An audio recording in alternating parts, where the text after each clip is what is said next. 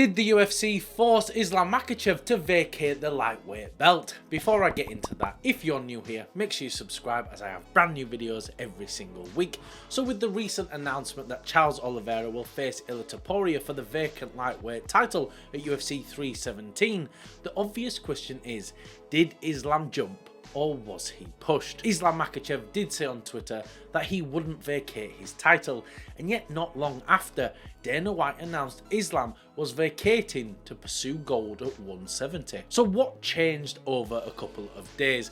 Well, let's take a look at the bigger picture.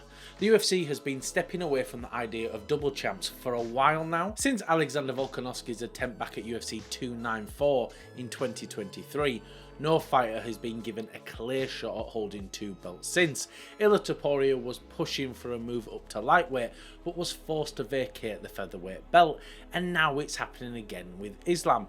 But unlike Islam and Ilia, Volk was an incredibly active champion, and there was no doubt if he had have beaten Islam, he would have defended both belts frequently. So it makes me wonder, if Islam fought more often, would he have had the chance to become a double champion? Islam has been averaging a fight every 8 months or so. It's not as though he's particularly active. If he was competing every 3 to 4 months, the UFC might not have forced him to vacate. But if you look at it, he'll likely face Della Maddalena at UFC 221 in Abu Dhabi in October.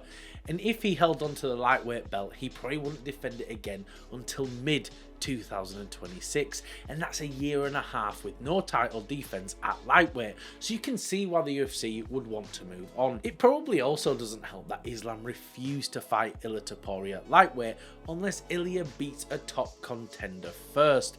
Imagine it, right? If Islam loses to Della Maddalena and heads back down to 155 with his tail between his legs, and then Ilia refuses to fight Islam, I would fucking love it.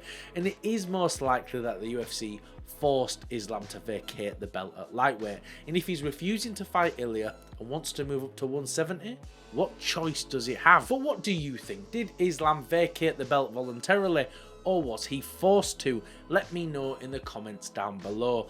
Thank you everyone for watching. If you can like and subscribe, it really does help the channel out.